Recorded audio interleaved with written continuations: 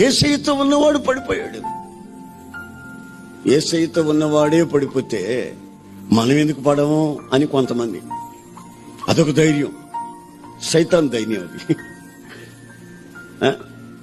పలానా ఆయన బాగా సాక్ష్యాలు చెప్పాడు, ఆయన పడిపోయాడు.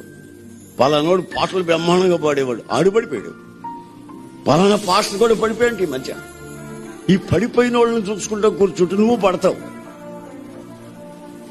తెలవదు మనోళ్ళకి కొంతమందికి, ఎంతసేపు ఆ శుద్ధే గాని, ఆ మాటలే గాని, ఆ వ్యవహారమే గాని ఇంకొక వ్యవహారం ఉండదు. మిలిటరీలో ఈ శత్రువు వాళ్ళని కొట్టాడండి, ఆడలో 10 మంది చచ్చిపోయారు. ఇంక ఉండే 10 మంది వీళ్ళని చూస్తూ కూర్చుంటే ఎలాగా? శత్రువు దగ్గర నుంచి ఏమొస్తుందని ఎదురు చూస్తూ మెలకువతో ఉండాలి గాని, ఆడు వీళ్ళని చూస్తూ ఉంటే ఈ 10 మంది కూడా చస్తారు. అందుకని ఈ పడిపోయే వాళ్ళని గురించి ఊరికే మాట్లాడుకునే దానికంటే కూడా మనం ఎందుకు పడిపోతున్నామో అనే సంగతిని కొంచెం ఆలోచిస్తే మనకి ఇంకా పునాది లేదు. పునాది లేని వాళ్ళు మాత్రమే పడుతారు. Download ShareChat.